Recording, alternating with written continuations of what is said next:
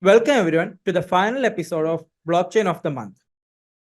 In this episode, we are going to see how to interact with a deployed contract.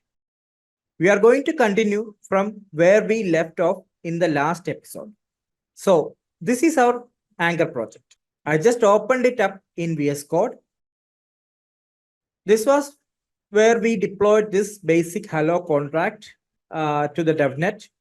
This time, we are going to deploy it to the locally simulated version of Solana because it gives us an infinite amount of Solana or Sol to play with. So let us run it using the command Solana test validator -- reset. This will start a fresh instance of Solana test validator. And as it creates slots, it will fund our default wallet with Sol. Next thing is we need to rewrite our smart contract to Anchor compatible code, as this one is a raw Solana contract. So let us do that. So this is the Anchor smart contract. Here we first import the Anchor dependencies. We need to specify our contract program ID, and for now we don't know it, so we'll put a placeholder for that. Then we will create a Hello World module inside which we will import all the parent dependencies, that is the Anchor dependencies. Create a hello function which logs out the hello world message. Then finally create a struct to hold the contract state. Next, modify the Anchor toml file so that we can connect to the Solana local ecosystem. Next, we'll do a clean build.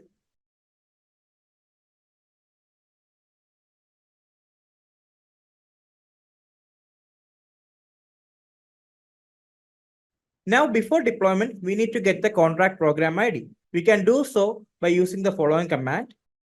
Then we copy and paste it on the smart contract and Anchor toml file.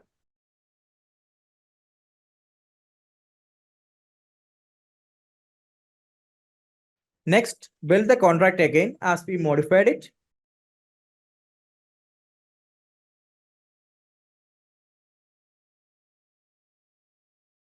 Finally, deploy the contract.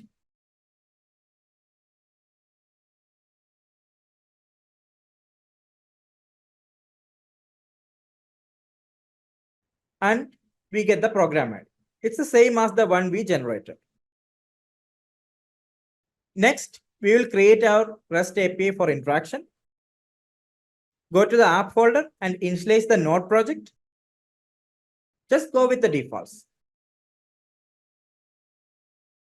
Install the dependencies, Anchor and Web3.js for blockchain communication, Fastify for building API.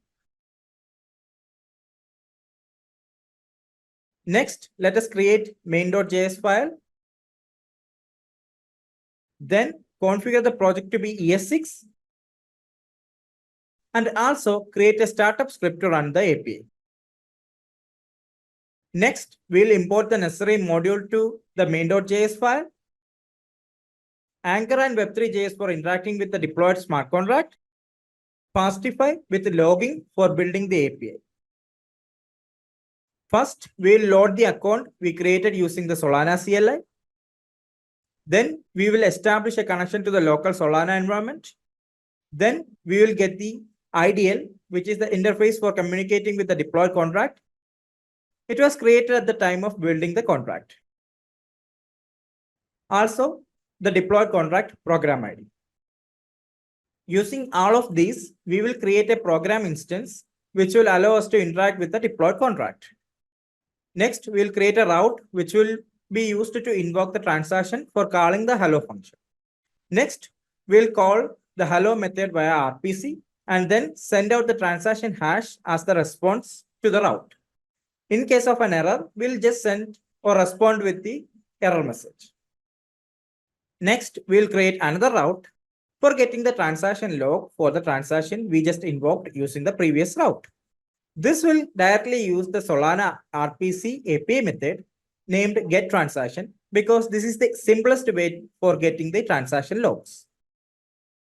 Then respond with the output, or in case of an error, we'll just respond with an error message. Now let us run the server. We'll use Postman to test it. We will invoke the transaction using the first route. So we got the hash. So copy the hash, use it to get the transaction log using the second route. It's null. Try it again as the transaction has not been committed. Okay, now we got it. And here we can see the hello world log. Finally, we are done with our development journey on Solana. This is just the tip of the iceberg.